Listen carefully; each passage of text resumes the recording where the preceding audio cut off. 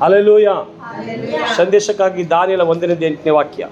ದಾನಿಯೇಲನು ತಾನು ರಾಜನ ಭೋಜನ ಪದಾರ್ಥಗಳನ್ನು ತಿಂದು ರಾಜನು ಕುಡಿಯುವ ದ್ರಾಕ್ಷಾರಸವನ್ನು ಕುಡಿದು ತನ್ನನ್ನು ಅಶುದ್ಧ ಮಾಡಿಕೊಳ್ಳಬಾರದೆಂದು ನಿಶ್ಚಯಿಸಿ ಕಂಚುಕಿಯರ ಅಧ್ಯಕ್ಷನಿಗೆ ನಾನು ಅಶುದ್ಧನಾಗಲಾರೆ, ಕ್ಷಮಿಸು ಎಂದು ವಿಜ್ಞಾಪಿಸಿದಾಗ ದೇವರು ಕಂಚುಕಿಯರ ಅಧ್ಯಕ್ಷರ ಮನಸ್ಸಿನಲ್ಲಿ ದಾನಿಯೇಲನ ಮೇಲೆ ಕನಿಕರವನ್ನು ದಯೆಯನ್ನು ಹುಟ್ಟಿಸಿದನು. ಆಮೆನ್. ನೋಡಿ, ಕೆಲವು ಕಾರ್ಯಗಳು, ಭೋಜನ ಪದಾರ್ಥಗಳು, ತಿನ್ನುವಂಥದ್ದು, ಕುಡಿಯುವಂಥದ್ದು ನಮ್ಮನ್ನು ಅಶುದ್ಧ ಮಾಡ್ತದೆ.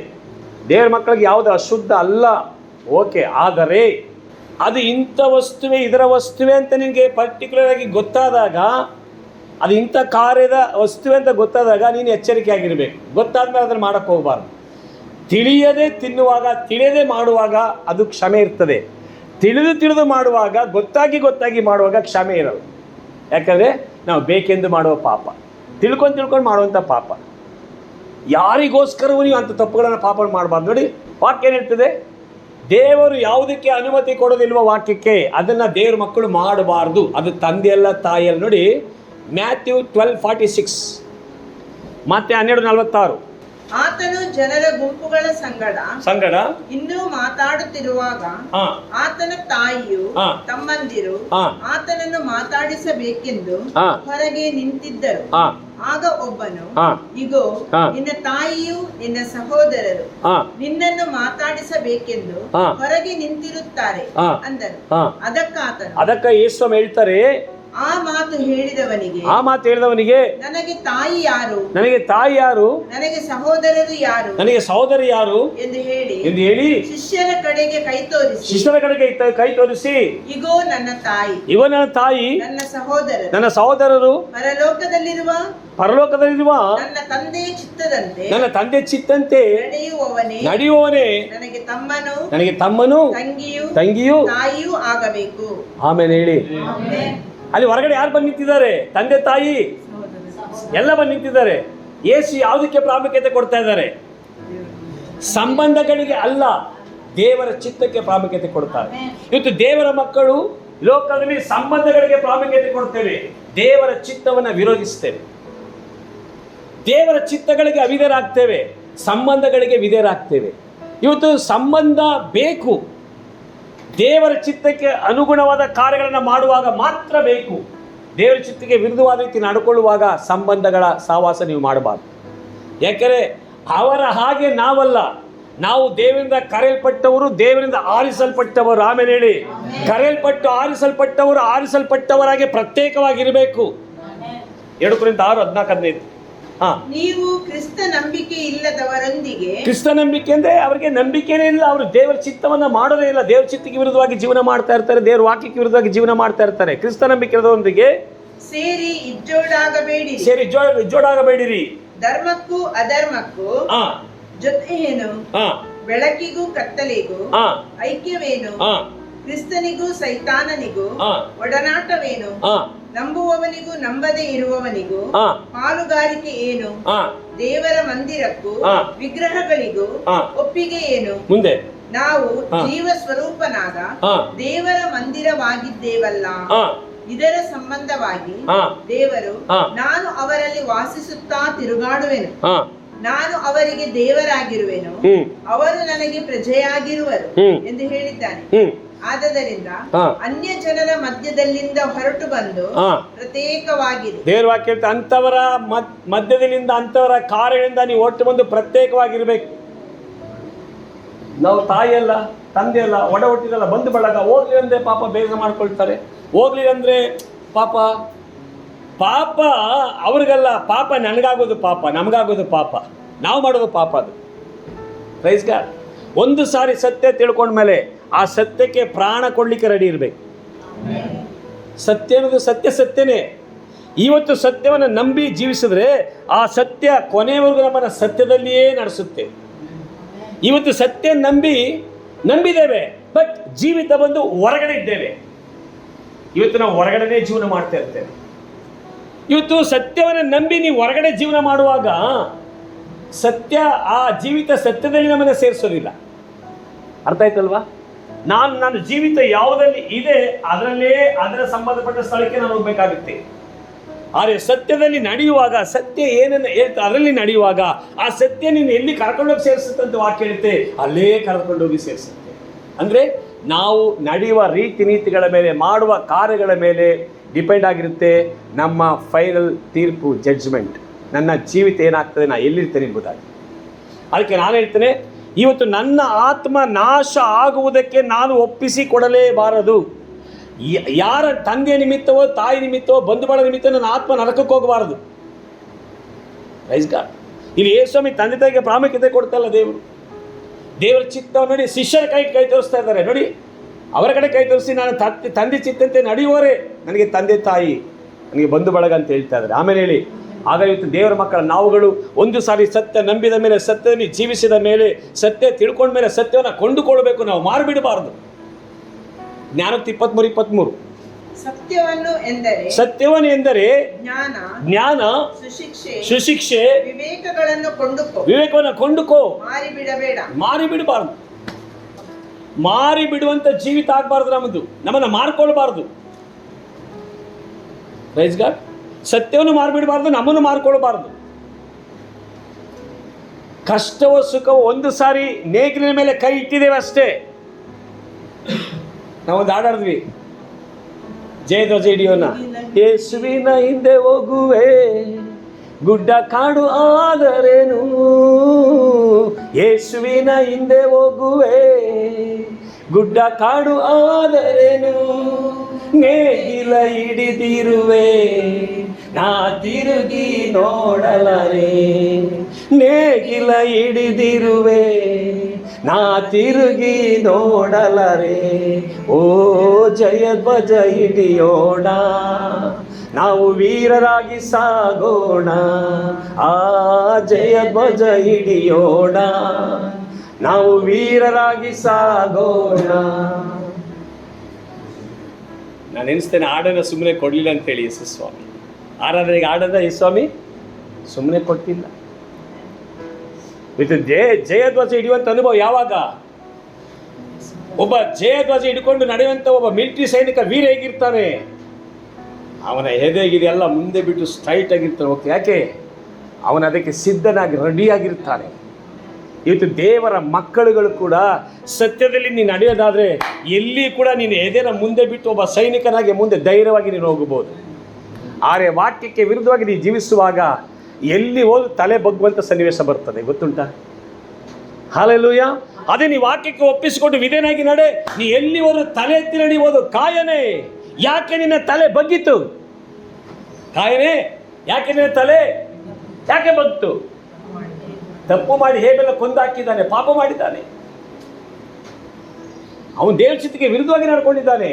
ಇವತ್ತು ಕಾಯನ ತಲೆ ಬಗ್ಗಲ್ಪಟ್ಟಿದೆ, ತಪ್ಪು ಮಾಡೋ ತಲೆ ಬಗ್ಗಲ್ಪಟ್ಟಿರ್ತದೆ, ಪಾಪ ಮಾಡೋ ತಲೆ ಬಗ್ಗಲ್ಪಟ್ಟಿರ್ತದೆ.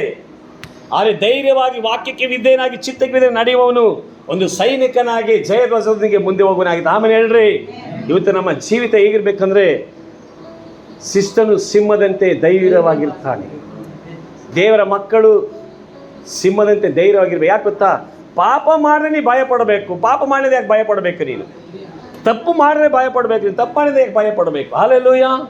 ಹಾಗಾದ್ರೆ ಇವತ್ತು ದೇವರ ವಾಕ್ಯ ನಮಗೆ ಕಲಿಸಿಕೊಡ್ತಾ ಇದೆ, ನಾವು ಪ್ರತ್ಯೇಕವುಳ್ಳವರಾಗಿ ಜೀವನ ಮಾಡಬೇಕು. ದೇವರ ವಾಕ್ಯಕ್ಕೆ ಚಿತ್ತಕ್ಕೆ ವಿರುದ್ಧವಾಗಿ ಯಾರಿಗೂ ನಾವು ಪ್ರಾಮುಖ್ಯತೆ ಕೊಡಬಾರ್ದು. ದೇವರ ವಾಕ್ಯವೇ ನಮ್ಮ ಫಸ್ಟ್ ಪ್ರಿಫರೆನ್ಸ್. ಆಮೇಲೆ ಹೇಳಿ, ನನ್ನ ಯೇಸುವೆ ಮೊದಲನೇ ಸ್ಥಾನಮಾನಗಳು. ಆಮೇಲೆ ಹೇಳಿ, ನನ್ನ ದೇವರ ಆರಾಧನೆ ಮೊದಲನೇ ಸ್ಥಾನಮಾನ, ನನ್ನ ದೇವರ ಸಮ್ಮುಖದಲ್ಲಿ ಬರುವಂಥದ್ದೇ ಮೊದಲನೇ ಸ್ಥಾನಮಾನ. ಎಷ್ಟು ಕೋಟಿಗಟ್ಟಲೆ ಹಣ ಸಂಬಳ ಬರಲಿ, ಅದು ಲೆಕ್ಕಕ್ಕೆ ಇಲ್ಲ ಯೇಸುಸ್ವಾಮಿಗೆ. ಆಮೇಲೆ ಹೇಳ್ರಿ, ದೇವರು ಕೊಡ್ಬೇಕಂದ್ರೆ ಎಲ್ಲೂ ಕೊಡ್ತಾನೆ, ಹೇಗೂ ಕೊಡ್ತಾನೆ. ಆಮೇಲೆ ಹೇಳಿ, ಹೌದಾ ಇಲ್ವಾ? ಈ 25 ವರ್ಷ ಜೀವನ ಮಾಡಲಿಲ್ವ ಯೇಸುಸ್ವಾಮಿಯಲ್ಲಿ? 25 ವರ್ಷ ಒಂದು ದಿನವೂ ಕೂಡ ಒಬ್ಬರ ಬಳಿ ಕೈ ಚಾಚಿದವನಲ್ಲ. ನನಗೆ ಬೇಕಾದ ದೇವರು ರೈಟ್ ಟೈಮಲ್ಲಿ ಕೊಡ್ತಾರೆ. ಆಮೇಲೆ ಹಲ್ಲೆಲೂಯಾ. ಎಲ್ಲದರಲ್ಲೂ ಸಮೃದ್ಧಿಯಾಗಿದ್ದೇನೆ. ದೇವರು ಯಾವುದಕ್ಕೂ ಕೊರತೆ ಇರಲಿಲ್ಲ.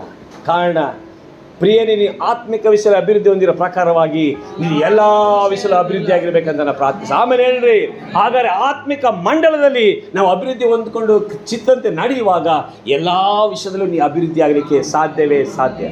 ಆಮೇಲೆ ಹೇಳಿ, ಹಾಗಾದ್ರೆ ಇವತ್ತು ದೇವರ ಆತ್ಮ ಕಲಿಸಿ ನೋಡಿ, ದಾನಿಯೇಲ ಹೇಳ್ತಾ ಇದ್ದಾನೆ, ಸೊ ತಿನ್ನುವಂಥ ಆಹಾರ ವಿಷಯ ನಾನು ಪ್ರತ್ಯೇಕವುಳ್ಳವನಾಗಿರ್ತೇನೆ, ಸಪ್ರೆಷನ್ ಆಗಿರ್ತೇನೆ. ನಾನು ಅವರು ತಿನ್ನುವಂಥದ್ದು ಕುಡಿಯುವಂಥ ನಾನು ಕುಡಿಯಲ್ಲ. ಯಾಕೆ? ಅವರು ತಿನ್ನುವಂಥದ್ದು ಕುಡಿಯುವಂಥದ್ದು ನನ್ನ ಅಶುದ್ಧ ಮಾಡುತ್ತೆ. ನಾನು ಇಲ್ಲಿವರೆಗೆ ಶುದ್ಧನಾಗಿ ಜೀವಿಸಿದ್ದೇನೆ. ಆಮೇಲೆ ಅದನ್ನು ತಿಂದು ಕುಡಿದು ನಾನು ಅಶುದ್ಧನಾಗಲಾರೆ.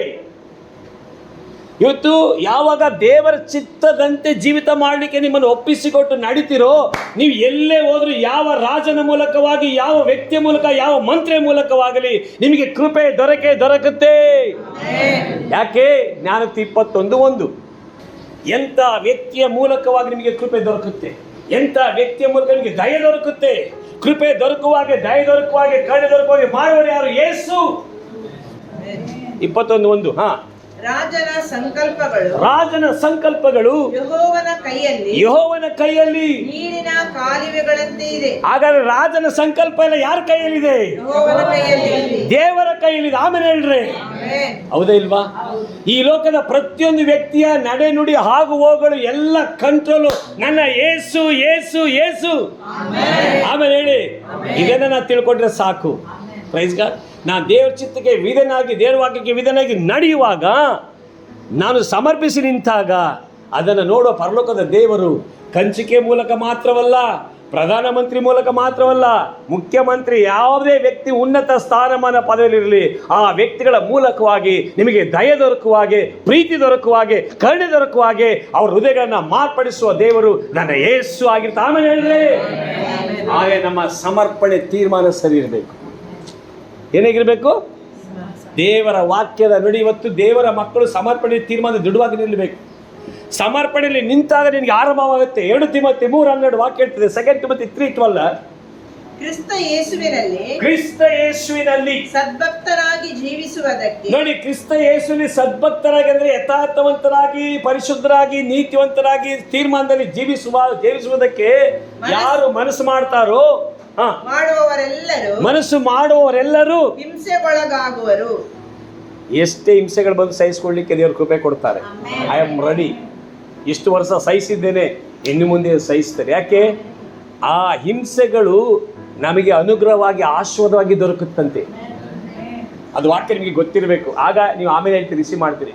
ಹೇಳ್ತಾರೆ, ಅಯ್ಯೋ ಪಾಸ್ಟ್ರೆ, ಇಷ್ಟು ದಿನ ಹಿಂಸೆನೇ ಆಗೋಯ್ತು, ಮತ್ತೆ ಯಾಕೆ ಹಿಂಸೆ ಬಗ್ಗೆ ಮಾತಾಡ್ತೀರಿ? ಪಾಸ್ಟ್ರೆ, ಇಷ್ಟು ದಿನ ಕಷ್ಟನೇ ಆಗೋಯ್ತು, ಯಾಕೆ ಕಷ್ಟದ ಬಗ್ಗೆ ಮಾತಾಡ್ತೀರಿ? ಪಾಸ್ಟ್ರೆ, ಇಷ್ಟು ದಿನ ಬರೀ ಅವಮಾನನೇ ಆಗೋಯ್ತು, ಯಾಕೆ ಅವಮಾನ ಬಗ್ಗೆ? ಹಿಂಸೆ ಅವಮಾನದ ಬಗ್ಗೆ ನಿನಗೆ ಸೀಕ್ರೆಟ್ ಗೊತ್ತಿದ್ರೆ ಎಷ್ಟು ಹಿಂಸೆ ಅವಮಾನ ಬಗ್ಗೆ ಮಾತಾಡಿ ನೀನು ರಿಸೀವ್ ಮಾಡ್ತಿ. ಯಾಕೆ? ಅದು ನಿನಗೆ ಗೊತ್ತಿರಬೇಕು. ನಿನಗಾದ ಅವಮಾನಕ್ಕೆ ಪ್ರತ್ಯೇಕ 2 ಪಟ್ಟು ಮಾನವನ ಹೊಂದಿಕೊಳ್ತಾ. ಆಮೇಲೆ ಹೇಳ್ರಿ, ಎಷ್ಟು ನಿನಗೆ ಅವಮಾನ ಮಾಡ್ತಾರೋ 2 ಪಟ್ಟು ಮಾನವನ ಪರಲೋಕದೇವನಿಗೆ ಒದಗಿಸಿ ಕೊಡ್ತಾರೆ. ಆಮೇಲೆ ಹೇಳಿ, ಈ ವಾಕ್ಯ ಗೊತ್ತಿರಬೇಕು. Hallelujah, hallelujah. ವಾಕ್ಯ ಗೊತ್ತಿಲ್ಲದೆ ಹೋದಾಗ ಹಿಂಸೆ ಕಷ್ಟ ಅಂದಾಗ ಏನಾಗುತ್ತೆ ನಮಗೆ? ಅಷ್ಟೇ ಅಲ್ಲ, ಈ ಪಾಸ್ಟ್ ಬರೀ ಹಿಂಸೆ ಕಷ್ಟದ ಬಗ್ಗೆನೇ ಇಲ್ಲ. ಫಿಲಿಪ 1:29 ಹೇಳುತ್ತೆ. ಫಿಲಿಪ 1:29 ಹೇಗೆಂದರೆ ಕ್ರಿಸ್ತನ ಮೇಲೆ ನಂಬಿಕೆ ಇಡುವುದು, ಆತನಿಗೋಸ್ಕರ ಬಾಧೆಯನ್ನು ಅನುಭವಿಸುವುದು ನಮಗೆ ಅನುಗ್ರಹವಾಗಿ ದೊರಕಿತು. ಆಮೇಲೆ ಹೇಳಿ, ಅನುಗ್ರಹ ಅಂದ್ರೆ ಏನು? ಆಶೀರ್ವಾದ. ಅನುಗ್ರಹ ಅಂದ್ರೆ ಏನು? ಹಾಗಾದ್ರೆ ಬಾಧೆ, ಹಿಂಸೆ, ಕಷ್ಟಗಳೆಲ್ಲವೂ ಕೂಡ ದೇವರ ಮಕ್ಕಳಿಗೆ ಅದು ದೊಡ್ಡ ಆಶೀರ್ವಾದ. ಇವತ್ತು ಬರೆದಿಟ್ಕೊಳ್ಳಿ, ನೀನು ಈ ಲೋಕದಲ್ಲಿ ನಿನ್ನನ್ನು ಎಷ್ಟು ಅವಮಾನ ಪಡಿಸಿದ್ರು, ಎಷ್ಟು ನಿಂದಿಸಿ, ಎಷ್ಟು ವಿರೋಧಿಸಿದ್ರು, ನೀ ಅಷ್ಟೇ ಮೇಲೆ ಹೋಗ್ತಾ ಇರ್ತೀಯ. ಹಲ್ಲೆಲೂಯಾ. ಯಾಕೆ ಗೊತ್ತುಂಟಾ? ಯಾಕೆ? ತನ್ನ ಮಕ್ಕಳನ್ನ ಅವಮಾನ ಪಡಿಸುವಾಗ ದೇವರು ಅಂಥ ವ್ಯಕ್ತಿಗಳನ್ನ ದೇವರು ಮಾನಿಸ್ತಾನೆ. ಈ ಲೋಕ ನಿಮ್ಮನ್ನು ವಿರೋಧಿಸುವಾಗ ದೇವರು ಪ್ರೀತಿಸ್ತಾನೆ. ಈ ಲೋಕ ನಿಮ್ಮನ್ನ ಅವಮಾನಿಸುವಾಗ ದೇವರು ನಿಮ್ಮನ್ನ ಮಾನಿಸ್ತಾರೆ. ಆಮೇಲೆ ಹೇಳ್ರಿ, ಆಮೇಲೆ ಹೇಳಿ, ಈ ಲೋಕ ನಿಮ್ಮನ್ನ ಪ್ರೀತಿ ಮಾಡಿದ್ರೆ ಪರಲೋಕ ನಿಮ್ಮನ್ನು ತ್ಯಜಿಸುತ್ತೆ. ಈ ಲೋಕ ತ್ಯಜಿಸಿದ್ರೆ ಪರಲೋಕ ದೇವರು ನಿಮ್ಮನ್ನ ಸೇರಿಸಿಕೊಳ್ತಾರೆ, ಪ್ರೀತಿ ಮಾಡ್ತಾರೆ. ಅಷ್ಟೇ, ಎರಡೇ. ಸತ್ಯವನ್ನ ನಂಬುವವರನ್ನ ಈ ಲೋಕ ವಿರೋಧಿಸುತ್ತೆ. ಸತ್ಯವನ್ನು ಸರಿಯಾಗಿ ಸತ್ಯವನ್ನು ಸಾರುವಾಗ ಅಷ್ಟು ಈಜಿಯಾಗಿ ವ್ಯಕ್ತಿಗಳು ನಿನ್ನ ರಿಸೀವ್ ಮಾಡಲ್ಲ. ಯೇಸುವಿನ ಸ್ವಂತ ಮನೆಯವರು ರಿಸೀವ್ ಮಾಡ್ತಿರ್ಲಿಲ್ಲ, ಯೇಸುವಿನ ಸ್ವಂತ ಊರಿನವರು ರಿಸೀವ್ ಮಾಡ್ತಾ ಇಲ್ಲ, ಅವತ್ತನ್ನು ನಂಬಿದವರು ರಿಸೀವ್ ಮಾಡ್ತಿಲ್ಲ. ಯಾಕೆ? ಸತ್ಯ ಖಡಕ್ಕಿರ್ತದೆ. ಹಲ್ಲೆಲೂಯಾ. ಯಾವತ್ತೂ ತಿಳ್ಕೊಳ್ಳಿ, ನಿಮ್ಮನ್ನು ವಿರೋಧಿಸುವಾಗ, ದ್ವೇಷಿಸುವಾಗ, ದೂಷಿಸುವಾಗ, ತಿಳ್ಕೊಳ್ಬೇಕು, ನೀನು ರೈಟ್ ಪ್ಲೇಸಲ್ಲಿ ಇದ್ದೀಯಾ? ಎಲ್ಲಿದ್ದೀಯಾ? You are a right place. ನಾನೇ ಸತ್ಯ ಜೀವ ಮಾರ್ಗ. ಹಲ್ಲೆಲೂಯ. ನೋಡಿ, ಬಾಧೆ ಓದ್ಬಿಡಿ 1:29. ಎಸ್.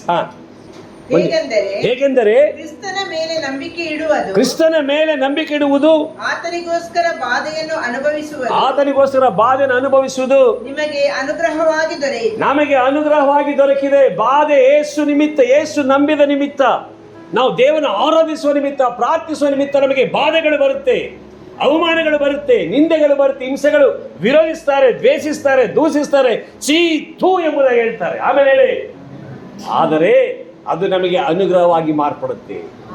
ಅದು ನಮಗೆ ಅನುಗ್ರಹವಾಗಿ ಮಾರ್ಪಡುತ್ತೆ. ಇದನ್ನು ತಿಳ್ಕೊಂಡ್ರೆ ನಾನು ಹೇಳ್ತೇನೆ, ಎಷ್ಟು ಬಾಧೆಗಳು ಬೇಕಾದ್ರೂ ಬರಲಿ, ಎಷ್ಟು ಅವಮಾನಗಳು ಬೇಕಾದ್ರೂ ಬರಲಿ, ಎಂಥ ಹೋರಾಟ ಶೋಧನೆಗಳು ಬರಲಿ, ಅದನ್ನು ಸಹಿಸಿಕೊಳ್ಳಿಕ್ಕೆ ನನ್ನ ದೇವರು ಕೃಪೆ ಕೊಡುತ್ತಾರೆ. ಕೃಪೆ ಮಾತ್ರ ಅಲ್ಲ, ದೃಢವಾಗಿ ನಂಬಿಕೆ ನಿಂತ್ಕೊಳ್ಳಿಕ್ಕೆ ನನ್ನ ಯೇಸುವೆ ಸ್ವತಃ ನನಗಾಗಿ ಪ್ರಾರ್ಥಿಸುವರಾಗಿರ್ತಾರೆ. ಆಮೇನ್. ಹೌದಾ ಇಲ್ವಾ? ಲೂಕ 22:31-32. ಲೂಕ 22:31-32. ನಾವು ಬಿದ್ದೋಗ್ಲಿಕ್ಕೆ ದೇವರು ಬಿಡಲ್ಲ, ಸೋತೋಗ್ಲಿಕ್ಕೆ ದೇವರು ಬಿಡಲ್ಲ, ಹಾಳಾಗಲಿಕ್ಕೆ ದೇವರು ಬಿಡಲ್ಲ. ಸ್ವತಃ ಯಾವುದೇ ವ್ಯಕ್ತಿ ಅಲ್ಲ, ದೇವರೇ ನಮಗೋಸ್ಕರ ಇಂಟರ್ಸೆಷನ್ ಪ್ರೇಯರ್ ಮಾಡ್ತಾ ಇರ್ತಾರೆ. ಓದಿ 22:31-32. ಹಾ. ಸಿಮೋನನೇ, ನೋಡು, ಸೈತಾನ ನಿಮ್ಮನ್ನು ಗೋಧಿಯಂತೆ ಒನೆಯಬೇಕೆಂದು ಅಪ್ಪಣೆ ಕೇಳಿಕೊಂಡಿದ್ದಾನೆ. ಆದರೆ ನಿನ್ನ ನಂಬಿಕೆ ಅವನು ಗೋಧಿಯಂತೆ ಒನೆಯುವಾಗ, ಹಿಂಸಿಸುವಾಗ, ಶೋಧಿಸುವಾಗ ನೀನು ನಿನ್ನ ನಂಬಿಕೆ, ದೇವರ ನಂಬಿಕೆಯಲ್ಲಿ, ನಿನ್ನ ನಂಬಿಕೆಯಲ್ಲಿ ಕುಂದಿ ಹೋಗಬಾರದೆಂದು ನಾನೇ ನಿನ್ನ ವಿಷಯದಲ್ಲಿ ದೇವರಿಗೆ ವಿಜ್ಞಾಪನೆ ಮಾಡ್ತಾ. ಆಮೇಲೆ ಹೇಳ್ರಿ, ಹಲ್ಲೆಲೂಯ. ಅರ್ಥ ಆಗ್ತದ್ಯಾ? ಶೋಧನೆಗಳು ಬಂದಾಗ, ಹೋರಾಟಗಳು ಬಂದಾಗ, ಅವಮಾನಗಳು ಬಂದಾಗ, ಆ ಶೋಧನೆ, ಅವಮಾನಗಳ, ನಿಂದೆಗಳ ಮಧ್ಯದಲ್ಲಿ ನಾನು ದೃಢವಾಗಿ ನಿಂತ್ಕೊಳ್ಳೋದಕ್ಕೋಸ್ಕರ ಯಾವುದೇ ವ್ಯಕ್ತಿಯಲ್ಲ, ನನಗಾಗಿ ರಕ್ತ ಸುರಿಸಿ ಪ್ರಾಣ ಕೊಟ್ಟು ನನ್ನ ದೇವರು ನನಗಾಗಿ ವಿಜ್ಞಾಪಿಸುವರಾಗಿದೆ. ಆಮೇಲೆ ಈ ವಾಕ್ಯ ಗೊತ್ತಿರೋ ನೀವು ಸಿಂಹದಂತೆ ಧೈರ್ಯವಾಗಿ. ಆಮೇಲೆ ಹೇಳ್ರಿ, ಸತ್ಯ ಗೊತ್ತಿರೋ ಸಿಂಹದಂತೆ ಧೈರ್ಯವಾಗಿರ್ತಿ. ಸತ್ಯ ಗೊತ್ತಿಲ್ಲದೆ ಹೋದಾಗ, ಅಯ್ಯೋ ಅವ್ರ ಬಾಯಿಗೆ ಬಂದಾಗ ಬೈದು ಬಿಟ್ರು, ಅಲ್ಲಿ ಪ್ರಾರ್ಥನೆ ಓದಿರ್ತಾನೆ, ನಾನು ಬರವಾರದಿಂದ ಹೋಗೋದೇ ಇಲ್ಲ, ಬೇಡ ಬಿಡ. ಅಯ್ಯೋ ಅವ್ರು ಏನೆಲ್ಲ ಅಂತಾರಪ್ಪ, ನಾನು ಹೋಗಲ್ಲಪ್ಪ, ನನಗೆ ಅವಮಾನ ಆಯ್ತದೆ, ಬೇಡ ಬಿಡು. ಸಹಿಸ್ಲಿಕ್ಕೆ ಆಗದೆ ಏನು ಮಾಡೋಕ್ಕಾಗ್ತದೆ? ನೀವು ವಾಕ್ಯ ಗೊತ್ತಿರೋ ಸಹಿಸ್ಕೊಳ್ತೀಯ. ಇಷ್ಟಿಗೆ ಅರ್ಥ ಆಗ್ತಾ ಇದೆ. ಕ್ರಿಸ್ತನ ನಿಮಿತ್ತವಾಗಿ ಎಂಥ ಪರಿಸ್ಥಿತಿಯನ್ನು ಫೇಸ್ ಮಾಡುವ ಕೆಪಾಸಿಟಿ ನಮಗಿರಬೇಕು. ಇದು ಈ ಜೀವನ ವಾಕ್ಯ ಕೆಪಾಸಿಟಿ ನಮಗೆ ಕೊಡ್ತದೆ. ಆ ಯೇಸುವಿನ ನಿಮಿತ್ತ ಎಂಥ ಶೋಧನೆಗಳು, ಅವಮಾನ, ನಿಂದೆಗಳು, ಹಿಂಸೆಗಳು, ಎಷ್ಟೇ ಮಂತ್ರವಾದಿಗಳು ಓಡಾಡಿದ್ರು ಕೂಡ ಅವರು ಸೋಲ್ಬೇಕು ಹೊರತು ನೀನು ಸೋಲ್ಬಾರ್ದು. ಆಮೇಲೆ ಹೇಳ್ರಿ, ಯಾಕೆ? ಲೋಕದಲ್ಲಿ ಇರುವ ಅವನಿಗಿಂತಲೂ ನನ್ನ ಒಳಗಡೆ ಸರ್ವಶಕ್ತನು. ನಾನು ಹೇಳ್ತೇನೆ, ಅಲ್ಪ ಸುಮ್ಮನೆ ಲೋಕಲ್ ಮಂತ್ರ ಮಾಡುವವನು ಆತ್ಮಗಳನ್ನು ವಶ ಮಾಡ್ತಾನಂದ್ರೆ, ಆರಾಧನೆಗೆ ಬರದಾಗೆ, ಸಭೆಗೆ ಬರದಾಗೆ, ಗಂಡ ಹೆಂಡತಿ ಬೇರ್ಪಡಿಸಿ, ಮಕ್ಕಳನ್ನು ಬೇರ್ಪಡಿಸಿ, ಬಿಸ್ನೆಸ್ ಹಾಳು ಮಾಡ್ತಾನಂದ್ರೆ, ನಮಗ ರಕ್ತ ಸುರಿಸಿ ಪ್ರಾಣ ಕೊಟ್ಟ ದೇವರು, ನಮ್ಮ ವಿಜ್ಞಾಪನೆ ಕೇಳುವ ದೇವರು, ನಾವು ಪ್ರಾರ್ಥಿಸೋದಾದ್ರೆ, ಆಮೇಲೆ ಹೇಳ್ರಿ, ಅವನ ಶಕ್ತಿ ಏನಿಲ್ಲ, ಅವನಿಗಿಂತಲೂ ನನ್ನ ದೇವರ ಶಕ್ತಿ, ನನ್ನ ದೇವರ ಪರಾಕ್ರಮ, ನನ್ನ ದೇವರ ಮಹಿಮೆ. ಆಮೇಲೆ ಹೇಳ್ರಿ, ಆ ನಂಬಿಕೆ ನಾವು ಪ್ರಾರ್ಥನೆ. ದೇವ್ರೆ, ಆ ಮಂತ್ರವಾದಿ ಮಾಡೋ ಮಂತ್ರತಂತ್ರದಿಂದ ಯಾರನ್ನೆಲ್ಲ ಏನೆಲ್ಲ ಮಾಡ್ತಾನೆ. ಸರ್ವಶಕ್ತ ದೇವರು ಕ್ಷಣ ಮಾತ್ರ ಏನ್ ಬೇಕಾದ್ರೂ ಮಾಡೋ ಶಕ್ತ ದೇವರು. ನಾವು ನಿಮ್ಮನ್ನು ಆರಾಧನೆ ಮಾಡ್ತಾ ಇದೀವಿ ದೇವರೇ, ಹೇಳಿ, ನಾವು ನಿಮ್ಮನ್ನು ಆರಾಧನೆ ಮಾಡ್ತೀವಿ. ಆಗ ನಿನ್ನಿಂದ ಎಲ್ಲ ಸಾಧ್ಯ ಅಲ್ವಾ? ಸಾಧ್ಯವಿಲ್ವಾ? ಸಾಧ್ಯ. ನಮಗೆ ನಂಬಿಕೆ ಬೇಕು. ನಮಗೇನು ಬೇಕು? ಯಾವುದ ಮೇಲೆ ನಂಬಿಕೆ? ನನ್ನ ಜೀವನ ವಾಕ್ಯದ ಮೇಲೆ, ನನ್ನ ಯೇಸುವಿನ ಮೇಲೆ ನಂಬಿಕೆ. ಸಾಧಾರಣದ ಮಂತ್ರ ಹೇಳಿ, ಮಾಟ ಮಂತ್ರ ಮಾಡಿ ವ್ಯಕ್ತಿಗಳನ್ನು ನಾಶ ಮಾಡ್ತಾರೆ, ವಶೀಕರಣ ಮಾಡ್ತಾರೆ. ಸರ್ವಶಕ್ತದ ದೇವರ ಹತ್ರ ಪ್ರಾರ್ಥಿಸೋದಾದರೆ ಕ್ಷಣ ಮಾತ್ರ ಭೂಮಿ ಆಕಾಶ ಉಂಟು, ಬರೀ ಬಾಯ ಮಾತ್ರ ಭೂಮಿ ಆಕಾಶ ಉಂಟು ಮಾಡಿರುವಾಗ ಇವತ್ತು ನಮಗೆ ಬೇಕಾದ ಸಾಥ್ ಮಾಡಿಕೊಳ್ಳಿಕ್ಕೆ ದೇವರು ಶಕ್ತನಾಗಿದ್ದಾನೆ. ಆದರೆ ನಾವೆಲ್ಲ ದೇವರ ಹತ್ರ ಮೊರೆ ಇಡಬೇಕು, ಪ್ರಾರ್ಥಿಸಬೇಕು. ಆಮೇಲೆ ಹೇಳ್ರಿ, ಏನೇ ಬಂದರೂ ಕೂಡ ಹೇಳಿ, ನಾನು ಬಂಡೆಯ ಮೇಲೆ ನಿಂತಿದ್ದೇನೆ. ಯಾರ ಮೇಲೆ ನಿಂತಿದ್ದೇವೆ ನಾವು? ಹೇಳಿ, ಉಸುಬಿನ ಮೇಲಲ್ಲ, ಬಂಡೆಯ ಮೇಲೆ. ಹೇಳಿ, ನನ್ನ ಆತ್ಮಿಕ ಫೌಂಡೇಶನ್, ನನ್ನ ಆತ್ಮಿಕ ಅಸ್ಥಿವಾರ ನನ್ನ ಯೇಸುವಿನ ಬಂಡೆ ಮೇಲೆ. ಯಾವುದೇ ಬಂದು ಎಷ್ಟು ದಿಕ್ಕಲ್ಲಿ ಬಂದು ಹೊಡೆದ್ರು ಅದೇನು ಆಗ. ಭಕ್ತರು ಹೇಳಿ, ಯಾವುದು ಬಂದು ಎಷ್ಟೇ ದಿನ 4 ದಿಕ್ಕು ಬರಲಿ, ಎಷ್ಟು ಆಗ್ನೇಯ ವಾಯುವ್ಯ ಪೂರ್ವ ಪಶ್ಚಿಮ ಹೆಂಗಿದೆ 16 ದಿಕ್ಕುಗಳಿಂದ ಬಂದು ಹೊಡೆದ್ರು ಕೂಡ ನಥಿಂಗ್, ಏನು ಮಾಡೋಕ್ಕಾಗಲ್ಲ. ಆಮೇಲೆ ಯಾಕೆ? ನನ್ನ ಫೌಂಡೇಶನ್ ನನ್ನ ರಾಜಾದಿರಾಜನ ಬಂಡೆ ಮೇಲೆ. ಆಮೇಲೆ ಹೇಳ್ರಿ ಹಲ್ಲೆಲೂಯಾ. ಇವತ್ತು ಪ್ರತ್ಯೇಕತೆ ಉಳ್ಳವರಾಗಿ ನಾವು ನಿಲ್ಬೇಕು, ತೀರ್ಮಾನದಲ್ಲಿ ನಿಲ್ಬೇಕು. ಅವಮಾನಗಳು ಬರಲಿ, ಓಟಗಳು ಬರಲಿ, ಏನೇ ಬರಲಿ, ಒಂದು ಸಾರಿ ಸಮರ್ಪಿಸಿದ ಮೇಲೆ ಆತನಿಗೋಸ್ಕರ. ರೋಮ 14:7 ಪೌಲ ಇರ್ತಾನೆ. ರೋಮ 14:7. ನಮ್ಮಲ್ಲಿ ಒಬ್ಬನಾದರೂ ನನಗಾಗಿ ಬದುಕುವುದೂ ಇಲ್ಲ, ನನಗಾಗಿ ಸಾಯುವುದೂ ಇಲ್ಲ. ನಾವು ಬದುಕಿದರೆ ಕರ್ತನಿಗಾಗಿ ಬದುಕುತ್ತೇವೆ, ಸತ್ತರೆ ಕರ್ತನಿಗಾಗಿ ಸಾಯ್ತೇವೆ. ಬದುಕಿದರೂ ಸತ್ತರು ನಾವು ಕರ್ತನವರೇ. ಆಮೇಲೆ ಹೇಳ್ರಿ, ಈ ತೀರ್ಮಾನ ಮಾಡಿಬಿಟ್ರೆ ನಿಮ್ಮನ್ನು ಯಾರು ಸಾಯಿಸಕ್ಕಾಗಲ್ಲ. ನಿನ್ನ ಸಮರ್ಪಣೆ ಯೇಸುಗಾಗಿ ಸಾಯ್ತಾರೆ ಮೇಲೆ ದೇವ್ರನ್ನ ಸಾಯಿಸಕ್ಕೆ ಬಿಟ್ಬಿಡ್ತಾರ? ಮಾತಾಡ್ಬೇಕು ಬಿಟ್ಬಿಡ್ತಾರ? ನೀನು ಆತನಿಗಾಗಿ ಒಳ್ಳೆ ಉಪಯೋಗ ಆಗ್ಬೇಕಾದ ವೆಪನ್ ನೀನು. ಅರ್ಥ ಆಗ್ತದ? ಆತನ ಮಹಿಮೆಗಾಗಿ ಸತ್ತ ಓಡಬೇಕಾದ ಈ ಲೋಕದಲ್ಲಿ. ಓಡ ಕುದುರೆನೇ ಯಾರು ಮಾರ್ಬಿಡ್ತಾರ? ಪಕ್ಕದಲ್ಲಿ ಕೇಳಿ, ಓಡ ಕುದುರೆ ಯಾರು ಮಾರ್ಬಿಡ್ತಾರ? ಗೆಲ್ಲ ಕುದುರೆ ಯಾರು ಬೇರೆ ಕೊಟ್ಬಿಡ್ತಾರ? ಗೆಲ್ಲ ಕುದುರೆ ಕಾಲು ಮುರಿದಾಕ್ಬಿಡ್ತಾರ? ಇಲ್ಲ ರೀ. ಆ ಓಡ ಕುದುರೆ ಗೆಲ್ಲ ಕುದುರೆಗೆ ಏನೇ ಆದ್ರೂ ರೆಡಿ ಮಾಡಿ ಅದನ್ನ ಓಡಿಸ್ತಾನೆ. ಆಮೇಲೆ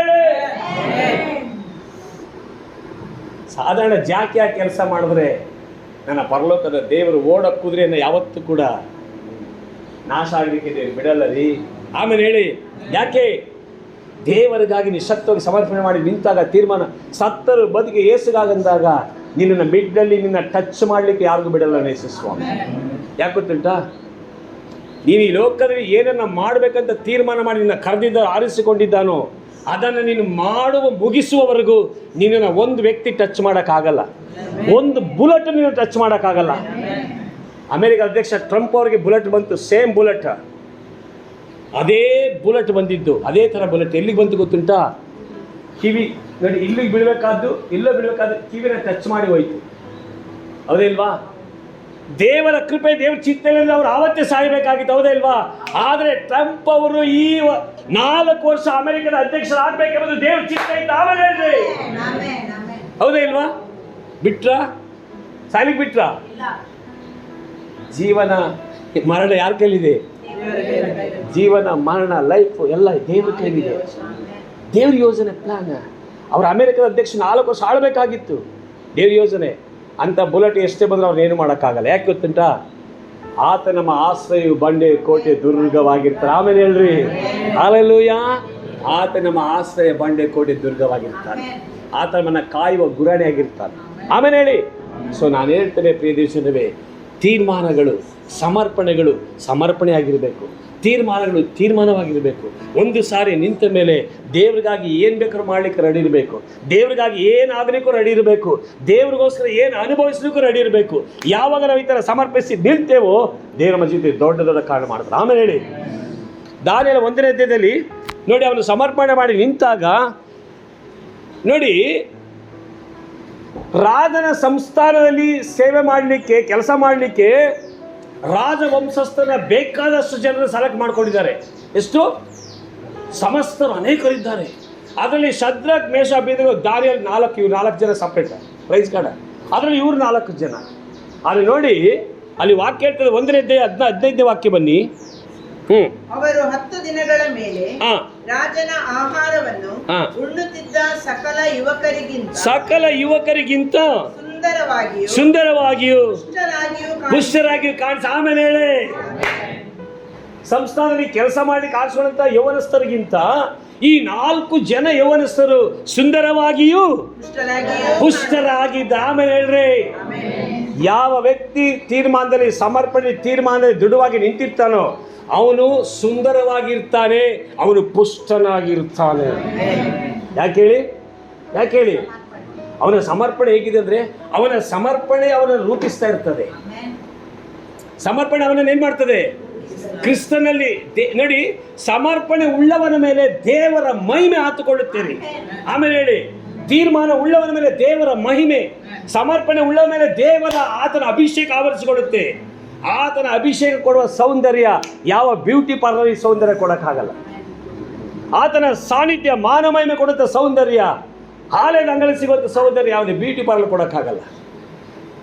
ಸೌಂದರ್ಯ ಬ್ಯೂಟಿ ಪಾರ್ಲರ್ ಮಾಡಿಸೋ ಒಂದು ಮಳೆಗೆ ಹೋದರೆ ಮುಗೀತು, ಒಂದೇ ಹೊಡೆತ ಫಿನಿಶ್. ಆದರೆ ದೇವರ ಸಾಧಕ್ಕೆ ಬರುವನು ಅಂಥ ಮಳೆ, ಎಷ್ಟು ಮಳೆ ಮಧ್ಯದಲ್ಲಿ ನಿಲ್ಲಿಸಿದ್ರು ಕೂಡ ನೀನು ಇನ್ನೂ ಬ್ಯೂಟಿಯಾಗಿ ಆಮೇಲೆ ಹೇಳಿ ಸೌಂದರ್ಯ. ಯಾಕೆ? ನಮ್ಮ ಮೇಲೆ ವಿಶೇಷವಾದ ಮಹಿಮೆ ಆವರಿಸಿಕೊಂಡಿದೆ, ಆ ಗ್ಲೋರಿ ಆವರಿಸಿಕೊಂಡಿದೆ, ಆತನ ಅಭಿಷೇಕ ನಮ್ಮನ್ನು ಆವರಿಸಿಕೊಂಡಿದೆ. ಆ ಅಭಿಷೇಕವೇ ನಮ್ಮನ್ನು ಈ ಲೋಕದಲ್ಲಿ ಬ್ಯೂಟಿಯಾಗಿ ಕಾಣಿಸುವ ಹಾಗೆ ಮಾಡ್ತಾರೆ. ಆಮೇಲೆ ಹೇಳಿ ನೋಡಿ, ಆ ಅಭಿಷೇಕ ಸಮರ್ಪಣೆ ಮಾಡಿ ನಿಂತಂಥ ದಾನಿಯೇಲ ಮತ್ತು ಶದ್ರಕ್ ಮೇಷ ಅಬೇದ್ನೆಗೋ ಅವರೆಲ್ಲರಿಗಿಂತಲೂ ಕೂಡ ಇವರು ನೋಡಿ ಸಕಲ ಯುವಕರಿಗಿಂತ ಸುಂದರರಾಗಿಯೂ ಪುಷ್ಟರಾಗಿಯೂ ಕಾಣಿಸಿದರು. ಆಮೇಲೆ ಹೇಳಿ, ಭಕ್ತರು ಹೇಳಿ, ನೀ ಸಮರ್ಪಣೆ ಮಾಡಿದ್ರೆ, ತೀರ್ಮಾನ ಮಾಡಿ ನಿಂತರೆ ಇವರೇ ವೆರಿ ಬ್ಯೂಟಿಯಾಗಿ ಕಾಣಿಸ್ತೀಯ. ಮಾತ್ರವಲ್ಲ, ವೆರಿ ಪುಷ್ಟಿಯಾಗಿ ಕಾಣಿಸ್ತೀಯ. ಪುಷ್ಟಿ ಅಂದ್ರೆ ಅರ್ಥ ಏನು ಗೊತ್ತಾ? ಆರೋಗ್ಯವಂತರು. ಪುಷ್ಟಿ ಅಂದ್ರೆ ದಪ್ಪ ಅಂತಲ್ಲ, ಆರೋಗ್ಯವಂತರು. ಯಾಕೆ? ನಿನ್ನ ಸಮರ್ಪಣೆ ನಿನಗೆ ಎಲ್ಲವನ್ನ ಕೊಡುತ್ತೆ. ಆರೋಗ್ಯವನ್ನು ಕೊಡುತ್ತೆ, ಬ್ಯೂಟಿಯನ್ನು ಕೊಡುತ್ತದೆ, ಸಂತೋಷ ಕೊಡುತ್ತೆ, ಸಮಾಧಾನ ಕೊಡುತ್ತೆ. ನೋಡಿ, ನೋ ಟೆನ್ಷನ್. ಒಂದೇ ಟೆನ್ಷನ್ನು, ಸಭೆ ಆತ್ಮ ದೇವ್ರ ಸೇವೆ. ಹಣದ ವಿಷಯದಲ್ಲೂ, ಹೆಂಡತಿ ಮಕ್ಕಳ ವಿಷಯದಲ್ಲೂ, ಯಾವುದರ ವಿಷಯದಲ್ಲಿ ನೋ ಟೆನ್ಷನ್ ಇಲ್ಲವೇ ಇಲ್ಲ.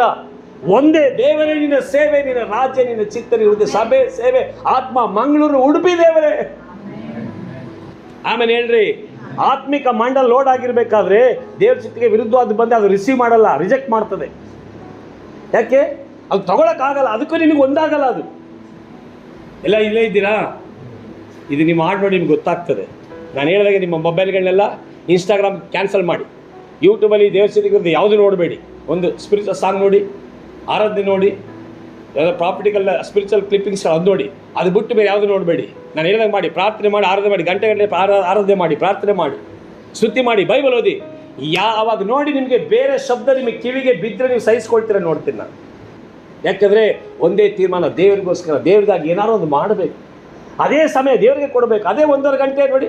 ಒಂದ್ಸಲ ಯೂಟ್ಯೂಬ್ ನೋಡ್ಲಿಕ್ಕೆ ಕುಂತ್ರೆ 1.5 ಗಂಟೆ ನೋಡ್ತೀವಿ. ಫೇಸ್ಬುಕ್ ನೋಡೋಕೆ ಹೋದರೆ 1.5 ಗಂಟೆ ನೋಡ್ತಾರೆ.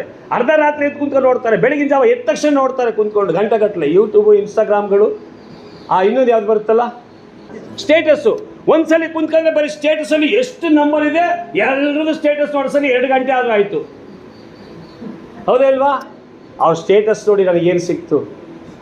ಇಲ್ಲಿ ನೋಡ್ರಿ, ನಿಮ್ಮ ಸ್ಟೇಟಸ್ ಎಲ್ಲ ಬರೆಯಲ್ಪಟ್ಟಿದೆ. ಇಲ್ಲಿ ಎಲ್ಲ ನಿನ್ನ ಫ್ಯೂಚರೇ ಬರೆಯಲ್ಪಟ್ಟಿದೆ, ನಿನ್ನ ಚಿತ್ತ ಬರೆಯಲ್ಪಟ್ಟಿದೆ, ನಿನ್ನನ್ನು ಏನು ಮಾಡ್ತಾರೆ ಅದು ಬರೆಯಲ್ಪಟ್ಟಿದೆ. ಅದು ನನ್ನನ್ನು ಎಲ್ಲ ಟೈಮೆಲ್ಲ ವ್ಯರ್ಥ ಮಾಡಿ ನರಕಕ್ಕೆ ಕರ್ಕೊಂಡು ಹೋಗ್ತದೆ. ಹಾಲೆಲೂಯ. ತೆಗೆದು ಮೊಬೈಲ ಸೈಡ್ಗಿಡಿ, ಇವತ್ತಿಂದ ಕ್ಯಾನ್ಸಲ್ ಮಾಡೋಕ್ಕೆ ಎಲ್ಲ ಬಿಟ್ಟು ಇದನ್ನು ಓದಿ, ಆರಾಧನೆ ಮಾಡಿ, ಪ್ರಾರ್ಥನೆ ಮಾಡಿ. ಯಾಕೆ ನೀ ಸೌಂದರ್ಯ ಆಗಲ್ಲ? ಯಾಕೆ ನೀ ಬ್ಯೂಟಿ ಆಗಲ್ಲ? ಯಾಕೆ ನೀನು ಪ್ರಾರ್ಥನೆ ಉತ್ತರ ಬರಲ್ಲ? ಯಾಕೆ ನೀನು ಆಶೀರ್ವಾದ ಮಾಡಲ್ಲ? ಯಾಕೆ ನಿನಗೆ ಬೇಕಾದ್ರೆ ಕೊಡಲ್ಲ? ಯಾಕೆ ನಿನಗೆ ಆರೋಗ್ಯ ಕೊಡಲ್ಲ? ನೋಡ್ತೀನಿ. ಹಾಲೆಲೂಯ. ಇದಕ್ಕೆ ಜೀವಂತ ಸಾಕ್ಷಿ ನಾನೇ. ಆಮೇಲೆ ಹೇಳ್ರಿ ನೋಡಿ, ದಾರಿಯೆಲ್ಲ ಒಂದೇ ಏನು ಕಂಡಂತೆ? ಸೌಂದರ್ಯ. ಭಕ್ತರು ಹೇಳಿ, ಪುಷ್ಟಿ ಮತ್ತೆ ಸೌಂದರ್ಯ. ಹಾಲೆ ಭಕ್ತರು ಕೇಳಿ, ಪುಷ್ಟಿ ಸೌಂದರ್ಯ ಬೇಕಾ? ನಿನ್ನ ಡೆಡಿಕೇಟ್ ಹೇಗಿದೆ ಕೇಳಿ, ಸಮರ್ಪಣೆ ಹೇಗಿದೆ? ಸುಮ್ಮನೆ ಎಲ್ಲ ಬರಲ್ಲ ಬ್ಯೂಟಿ. ಇದೆಲ್ಲ ಡೂಪ್ಲಿಕೇಟ್ ಬ್ಯೂಟಿ. ಯಾವ್ದು ಗೊತ್ತಿಲ್ಲ?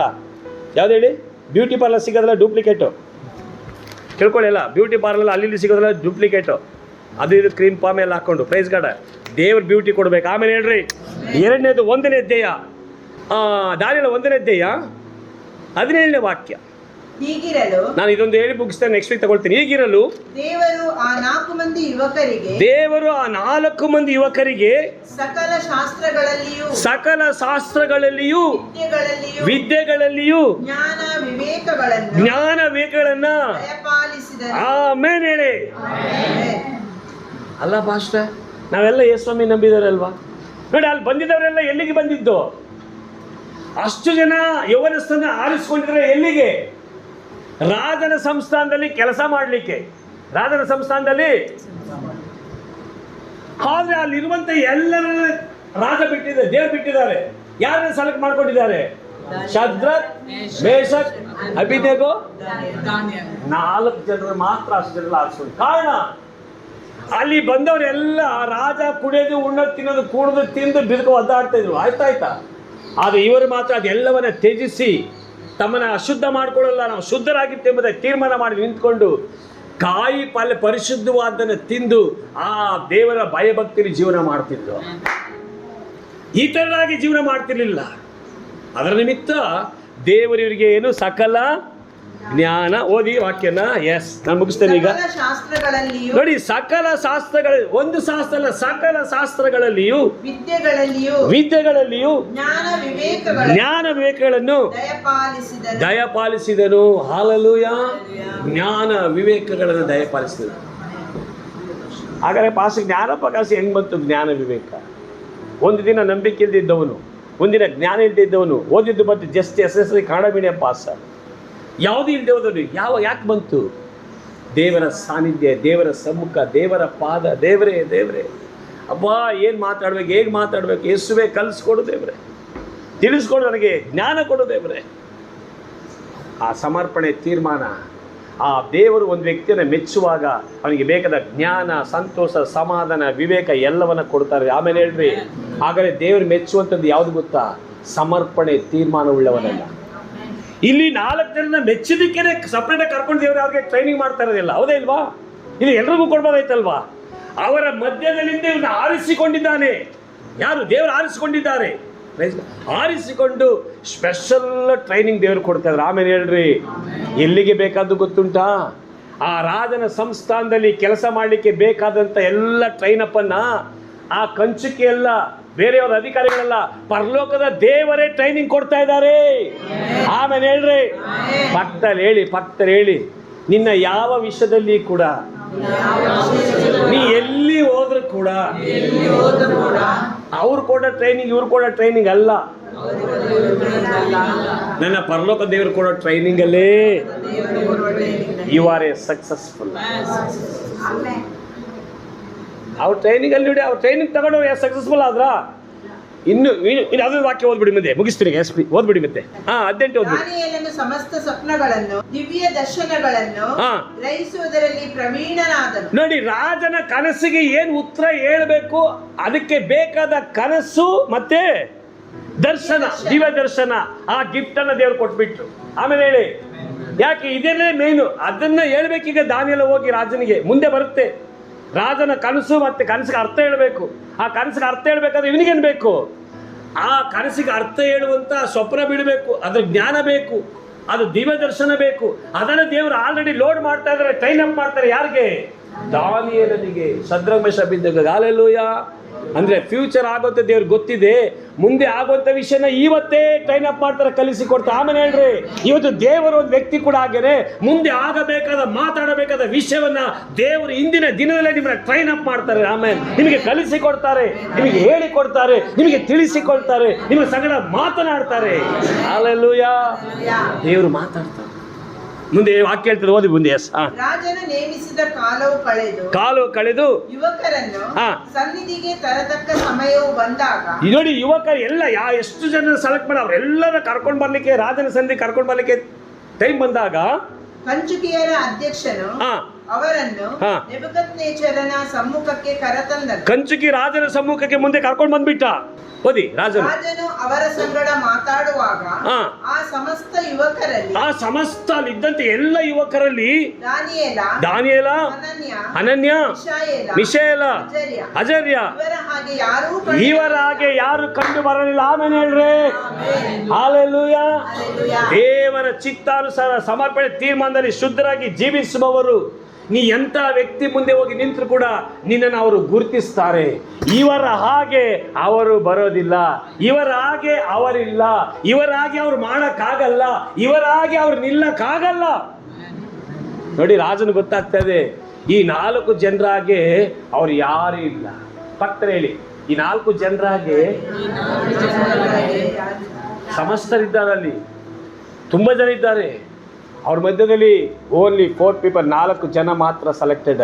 ರಾಜ ಕೂಡ ಹೇಳ್ತಾ ಇದ್ದಾನೆ, ಇವರ ಹಾಗೆ ಯಾರು ಸಮರ್ಥರಿಲ್ಲ. ಆಮೇಲೆ ಹೇಳಿ, ಹಾಗಾದ್ರೆ ಇವತ್ತು ತೀರ್ಮಾನದಲ್ಲಿ, ಪರಿಶುದ್ಧತೆಯಲ್ಲಿ, ಸಮರ್ಪಣೆಯಲ್ಲಿ, ದೇವರ ವಾಕ್ಯದ ಚಿತ್ತತೆ ನಡೆಯುವಾಗ ನಿಮ್ಮ ಹಾಗೆ ನಿಮ್ಮ ಜೊತೆಲಿ ಎಷ್ಟು ಜನ ಇದ್ರು ಕೂಡ ನಿಮ್ಮ ಹಾಗೆ ಈ ಲೋಕದವ್ರು ಯಾರು ಇರ್ಲಿಕ್ಕೆ ಸಾಧ್ಯವೇ ಇಲ್ಲ. ವಿ ಆರ್ ಆಲ್ ಸ್ಪೆಷಲ್ ಆಗಿರ್ತಾರೆ. ಆಮೇಲೆ ಹೇಳ್ರಿ, ಇದು ದೇವರ ಚಿತ್ತ. ಮುಂದೆ ಓದಿ, ಯಾಕೆ ಮುಗಿಸ್ತೇನೆ. ಎಸ್, ಆದ ಕಾರಣ ಅವರು ರಾಜನ ಸನ್ನಿಧಿ ಸೇವಕರಾದರು. ನೋಡಿ, ಅದರ ನಿಮಿತ್ತವಾಗಿ ರಾಜ ತನ್ನ ಸಾನ್ನಿಧ್ಯದಲ್ಲಿ ಕೆಲಸ ಮಾಡಲಿಕ್ಕೆ ಆಲ್ರೆಡಿ ಸೆಲೆಕ್ಟೆಡ್. ಆಲ್ರೆಡಿ ಪಕ್ಕದಲ್ಲಿ ಹೇಳಿ, ಆರಿಸಿಕೊಂಡಿರೋಲ್ಲಿ ಒಬ್ರು ಸೆಲೆಕ್ಟ್ ಆಗಲಿಲ್ಲ. 3 ವರ್ಷ ಉಣ್ಲಿಕ್ಕೆ ತಿನ್ಲಿಕ್ಕೆ ಕೊಟ್ಟರು, ಒಬ್ರು ಸೆಲೆಕ್ಟ್ ಆಗಲಿಲ್ಲ. ಏನು ಕೊಡದೆ ಸೆಲೆಕ್ಟ್ ಆಗಿದ್ದಾರೆ. ಪಕ್ಕದಲ್ಲಿ ಹೇಳಿ, ನೀನು ಇಂಟರ್ವ್ಯೂಗೆ ಹೋದಾಗ, ಇಂಟರ್ವ್ಯೂ ಫೇಸ್ ಮಾಡ್ಲಿಕ್ಕೆ ಹೋದಾಗ ನಿನ್ ಜೊತೆನಲ್ಲಿ ಎಷ್ಟೇ 1000 ಜನ ಇರಲಿ, ಅವರೆಲ್ಲ ಸೆಲೆಕ್ಟ್ ಆಗೋದು. ಹೇಳಿ, ಅವರೆಲ್ಲ ಸೆಲೆಕ್ಟ್ ಆಗೋದು. ದೇವರ ಸಾಧಲಿ ಸಮರ್ಪಣೆ ಮಾಡಿ ನಿಂತ ನೀನು ಸೆಲೆಕ್ಟ್ ಆಗೋದು. Hallelujah, hallelujah. ನೋಡಿ, ಅಷ್ಟು ಜನ ಬಂದಿದ್ದಾರೆ, ಕುಡಿಲಿಕ್ಕೆ ತಿನ್ಲಿಕ್ಕೆ ಉಣ್ಲಿಕ್ಕೆಲ್ಲ ಕೊಟ್ಟು ಸೆಲೆಕ್ಟ್ ಆದ್ರ?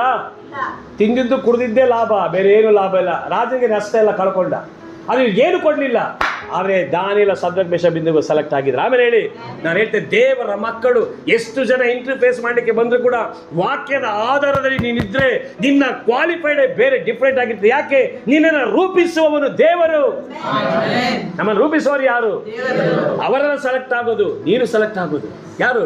ದೇವರು ನಂಬಿದ ಮಗ ನೀನು, ದೇವರನ್ನು ಆರಾಧಿಸುವ ನೀನು, ದೇವರನ್ನ ಪ್ರಾರ್ಥಿಸುವ ನೀನು, ಸಮರ್ಪಣೆ ಮಾಡಿ ತೀರ್ಮಾನದಲ್ಲಿ ಶುದ್ಧತೆ ನಿಂತ ನೀನು ಸಮರ್ಪಣೆ ತೀರ್ಮಾನ ಸೆಲೆಕ್ಟ್ ಆಗೋದು. ಆಮೇಲೆ ಹೇಳ್ರಿ, ಅಲ್ಲಿ ಮುಂದೆ ಹೇಳ್ಬಿಡಿ, ಓದ್ಬಿಡಿ, ಮುಗೀತು.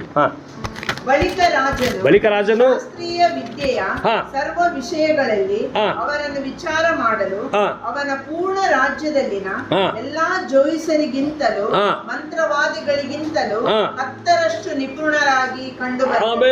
ನೋಡಿ, ಜೋಯಿಸರು, ಮಂತ್ರವಾದಿಗಳು ಅಲ್ಲಿ ಯಾರು ಇದ್ದಾರೆ ಅವರೆಲ್ಲರಿಗಿಂತಲೂ 10 ಪಟ್ಟು ಇವರು ನಿಪುಣರಾಗಿದ್ದಾರೆ. ಆಮೇಲೆ ಹೇಳ್ರಿ, ಭಕ್ತ ಹೇಳಿ, ಲೋಕದಲ್ಲಿ ನಿನ್ನ ಜೊತೆನಲ್ಲಿ ಎಷ್ಟೇ ಜ್ಞಾನಿಗಳು, ಎಷ್ಟೇ ಬುದ್ಧಿವಂತರು, ಎಷ್ಟೇ ನಿಪುಣರು ಬಂದ್ರು ಕೂಡ ಅವರ ಮಧ್ಯದಲ್ಲಿ ನೀನು ಅವರಿಗಿಂತ 10 ಪಟ್ಟು.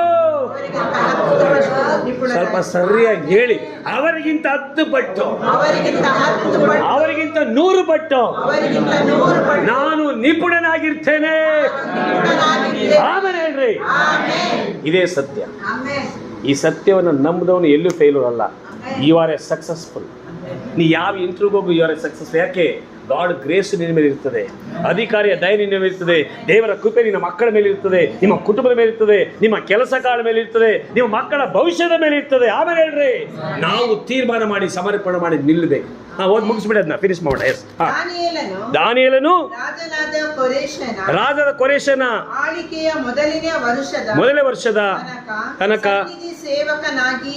ರಾಜನ ಸನ್ನಿಧಿಯಲ್ಲಿ ಆಲ್ರೆಡಿ ಅಪಾಯಿಂಟೆಡ್ ದಾನಿಯೇಲ. ಆಮೇಲೆ ಹೇಳ್ರಿ, ರಾಜ ಅಷ್ಟು ಜನ ಸೆಲೆಕ್ಟ್ ಕರ್ಕೊಂಡು ಬಂದ್ರು, ಒಬ್ರು ಸೆಲೆಕ್ಟ್ ಆಗಲಿಲ್ಲ.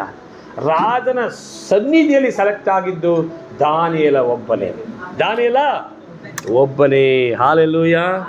ಹಾಗಾದ್ರೆ ನಾನು ಹೇಳ್ತೇನೆ ಪ್ರಿಯರೇ, ಈ ಸಮರ್ಪಣೆ, ಈ ತೀರ್ಮಾನಗಳು, ಈ ಪರಿಶುದ್ಧತೆಗಳು ನಮ್ಮನ್ನು ಉನ್ನತ ಲೆವೆಲ್ಗೆ ಕರ್ಕೊಂಡು ಹೋಗುತ್ತೆ. ನೋಡಿ, ಶದ್ರಕ್, ಮೇಷಕ್, ಅಬೇದ್ನೆಗೋ ಟಾಪ್ ಲೆವೆಲ್ಗೆ ಹೋಗಿದ್ದಾರೆ. ದಾನಿಯೇಲ ರಾಜ ಬಿಟ್ಟರೆ ದಾನಿಯೇಲನೇ. ರಾಜ ಬಿಟ್ಟರೆ ನೆಕ್ಸ್ಟ್ ಯಾರು? ಹಾಲೆಲೂಯಾ. ಪಕ್ಕದ ಹೇಳಿ, ಒಂದು ಸಮರ್ಪಣೆ ಇದ್ರೆ, ತೀರ್ಮಾನ ಇದ್ರೆ, ಯೇಸು ಬಿಟ್ರೆ ನೀನೇ ಮಗ ನೀನೇ. ಹೇಳ್ರಿ, ಯೇಸು ಬಿಟ್ರೆ ಮಗ ನೀನೇ, ರಾಜ ಬಿಟ್ರೆ ರಾಜನ ಮಗ ಅವನೇ. ಹಾಗಾದ್ರೆ ಯೇಸು ಬಿಟ್ರೆ ಯಾರು? ಅವ್ರ ಮಗ ನಾನೇ. ಆಮೇಲೆ ಹೇಳ್ರಿ, ಹೆಸರಿಗೆ ಅರ್ಥ ಆಗ್ತದೆ. ಅಷ್ಟು ಜನ ಕರ್ಕೊಂಡು 3 ವರ್ಷ ಕುಡಿಲಿಕ್ಕೆ, ಉಣ್ಲಿಕ್ಕೆ, ತಿನ್ಲಿಕ್ಕೆ ಕೊಟ್ಟರು, ಒಬ್ಬರಾದ್ರೂ ಸೆಲೆಕ್ಟ್ ಆದ್ರ? ಇಲ್ಲ. ಶದ್ರಕ್, ಮೇಷಕ್, ಅಬೇದ್ನೆಗೋ, ದಾನಿಯೇಲ, ಇವರು 4 ಜನ ಆರಿಸಲ್ಪಟ್ಟಿದ್ದಾರೆ. ಹಾಗಾದರೆ ನಮ್ಮ ಸಮರ್ಪಣೆ, ನಮ್ಮ ತೀರ್ಮಾನ, ನಮ್ಮ ಶುದ್ಧತೆಗಳು ನಮ್ಮನ್ನು ಎಷ್ಟೇ ಜನರ ಮಧ್ಯೆಯಲ್ಲಿದ್ದರೂ ಕೂಡ ಆ ಅಧಿಕಾರಿಗಳು ನಮ್ಮನ್ನು ಸೆಲೆಕ್ಟ್ ಮಾಡುವ ಹಾಗೆ ದೇವರು ನಮ್ಮನ್ನು ಆರಿಸಲ್ಪಡುವ ಹಾಗೆ, ಸಕಲ ವಿದ್ಯೆಗಳನ್ನು ತಲಾಂತರಗಳನ್ನು ಕಲಿಸಿಕೊಡುವ ಹಾಗೆ, ಹಲ್ಲೆಲೂಯ, ಉನ್ನತ ಸ್ಥಾನಮಾನ ಪದವಿಯಲ್ಲಿ ನಾವು ಸೇವೆ ಮಾಡುವಾಗೆ, ಕೆಲಸ ಕಾರ್ಯಗಳನ್ನು ಮಾಡುವ ಹಾಗೆ ನಮ್ಮ ಸಂತತಿಯನ್ನು ದೇವರು ಇಡ್ತಾರೆ. ಆಮೇಲೆ ಹೇಳ್ರಿ, ಎಸ್, ನಾನು ಹೇಳ್ತೇನೆ, ನಮ್ಮ ಸಂತತಿಗಳನ್ನ ಟಾಪ್ ಲೆವೆಲ್ಗೆ ತಗೊಂಡು ಹೋಗ್ತಾರೆ. ನಂಬಿನಿ ಯೇಸು ನಾಮದಲ್ಲಿ ನಾವೆಲ್ಲ ನಂಬಬೇಕು. Praise God. ಯಾಕೆ ನಾವು ನಂಬಬೇಕ್ರೆ? ನಮ್ಮ ಆತ್ಮಿಕ ಮಂಡಳಿ ಈ ಸ್ಥಾನ ಅಲ್ಲ, ನಾವು ಉನ್ನತ ಮಟ್ಟಕ್ಕೆ ಹೋಗ್ತೇವೆ. ಆಮೇಲೆ ಹೇಳ್ರಿ, ಯಾವಾಗ ಸಮರ್ಪಣೆಯಲ್ಲಿ ನಿಂತಾಗ, ತೀರ್ಮಾನದಲ್ಲಿ ನಿಂತಾಗ, ಶುದ್ಧತೆ ಕಾಪಾಡಿಕೊಂಡಾಗ, ನಮ್ಮನ್ನ ದೇವರಲ್ಲಿ ಕಾಪಾಡಿಕೊಂಡಾಗ, ನಾವು ನಮ್ಮ ಸಂತತಿ ದೇವರು ಉನ್ನತ ಟಾಪ್ ಲೆವೆಲ್ಗೆ ಕೊಂಡಾಗ, ಆಮೇಲೆ ಹೇಳ್ರಿ, ತೀರ್ಮಾನ ಮಾಡಿ ನಿಂತ ಸದ್ರಭ ಸಬ್ಬಿದ್ದೇಗೋ 4 ಜನ ಸೆಲೆಕ್ಟೆಡ್. ಎಷ್ಟು ಜನ ಇಂಟರ್ಫೇಸ್ ಮಾಡಲಿ? ನಾವೇ. ಯಾರು? ನಾವೇ, ದೇವರ ಮಕ್ಕಳು. ದೇವರ ಮಕ್ಕಳು ನೀವೇ ಅಲ್ಲಿ ಫಸ್ಟು. ಇವತ್ತು ಅದು ನಮ್ಮ ಜೀವಿತದಲ್ಲಿ ಎಷ್ಟು ನಡೆದಿದೆ. ಹಲ್ಲೆಲೂಯಾ. ನಮ್ಮ ಜೀವಿತ ಎಷ್ಟು ನಡೀತಾ ಇದೆ. ನನ್ನ ಮಗನ ಜೊತೆಗೆ 60 ಜನರು ಇಂಜಿನಿಯರ್ ತೆಗೆದ್ರು. ನನ್ನ ಮಗನಿಗೆ ಜೊತೆ ಇದ್ದಂಥ ಇಂಜಿನಿಯರ್ಗಳು, ಟಾಪ್ ಲೆವೆಲ್ ಇಂಜಿನಿಯರ್ಗಳು 60 ಮೆಂಬರ್ಸ್. ಆದರೆ ದೇವರು ನನ್ನ ಮಗನಿಗೆ ಪ್ರಮೋಷನ್ ಕೊಟ್ಟು ಮೇಲೆತ್ತಿದ್ರು, ಇಂಕ್ರಿಮೆಂಟ್ ಕೊಟ್ಟು ಪ್ರಮೋಷನ್ ಕೊಟ್ಟು ಮೇಲೆತ್ತಿದ್ರು. ಕಾರಣ ದೇವರ ಕೃಪೆ, ದೇವರ ಕೃಪೆ. ವಾಕ್ಯನ ಕೇಳುವಂಥ ಪ್ರಿಯ ದೇವ ಮಕ್ಕಳೇ, ಮಕ್ಕಳ ವಿಷಯದಲ್ಲಿ ಚಿಂತೆ ಮಾಡಬೇಡಿ. ಮಕ್ಕಳ ವಿಷಯದಲ್ಲಿ ಸ್ವಲ್ಪ ಭಯಪಡಬೇಡಿ. ನೀವು ತೀರ್ಮಾನ ಮಾಡಿ ನಿಲ್ಲಿ, ನೀವು ಸಮರ್ಪಣೆಯಲ್ಲಿ ನಿಲ್ಲಿ, ನೀವು ಪರಿಶುದ್ಧತೆ ನಿಲ್ಲಿ, ನೀವು ಸದ್ರಮಯ ಶಬ್ದಕ್ಕೆ ನಿಂತಾಗೆ ನಿಲ್ಲಿ. ಎಲ್ಲರಿಗಿಂತ ನಮ್ಮ ಮಕ್ಕಳು ನಾವು ಸಮರ್ಥರಾಗಿರ್ತೇವೆ. ನಮ್ಮನ್ನ ದೇವರು ಉನ್ನತಿಗೆ ತರ್ತಾನೆ. ರಾಜನ ಸಂಸ್ಥಾನದಲ್ಲಿ ಕೆಲಸ ಮಾಡೋ ದೇವ್ರ ಕೃಪೆ ಕೊಡೋದು. ಅಂದರೆ ರಾಜನ ಸಂಸ್ಥಾನ ಒಂದು ಟಾಪ್ ಲೆವೆಲ್, ಉನ್ನತ ಸ್ಥಾನಮಾನ ಪದವಿ. ಆಮೇಲೆ ಹೇಳಿ, ಎಲ್ಲ ಇಂಟರ್ವ್ಯೂ ನಾವೇ ಪಾಸ್ ಆಗೋದು. ಹಲ್ಲೆಲೂಯಾ.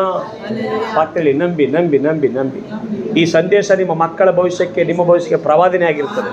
ರಿಸೀವ್ ಮಾಡಿ ಯೇಸು. ಆಮೇಲೆ ಹೇಳಿ, ಯೇಸುವೇ, ಇವತ್ತಿನ ಸಂದೇಶವನ್ನ ನನಗೂ ನನ್ನ ಕುಟುಂಬಕ್ಕೂ ನನ್ನ ಮಕ್ಕಳ ಭವಿಷ್ಯಕ್ಕೂ ಪ್ರವಾದನೆಯಾಗಿ ಸ್ವೀಕರಿಸ್ತೇನೆ, ಯೇಸುವಿನ ನಾಮದಲ್ಲಿ. Amen. Hallelujah. Thank you Holy Spirit. ದೇವ ನಂಬಿದ ಮಕ್ಕಳೇ ಫಸ್ಟ್ ಮುಂದು. ಯಾಕೆ? ನನ್ನ ಗಾಡ್ ನಮ್ಮನ್ನು ಆ ಥರ ಬಲಪಡಿಸ್ತಾರೆ. ನಮ್ಮ ದೇವರು ಕೃಪೆ ಕೊಡ್ತಾರೆ, ಬಲ ಕೊಡ್ತಾರೆ, ಜ್ಞಾನ ಕೊಡ್ತಾರೆ, ವಿವೇಕ ಕೊಡ್ತಾರೆ, ನಮಗೆಲ್ಲ ಟ್ರೈನ್ ಅಪ್ ಮಾಡ್ತಾರೆ. ಆ ಎಲ್ಲರಿಗಿಂತ ಮುಂದೆ ಹೋಗುವಾಗೆ ದೇವ್ರು ಮಾಡ್ತಾರೆ. ಆಮೇಲೆ ಹೇಳಿ, ಸಮರ್ಪಣೆ ತೀರ್ಮಾನ. ದೇವ್ರ ಮೇಲೆ ಆಶೀರ್ವಾದ ಮಾಡಲಿ.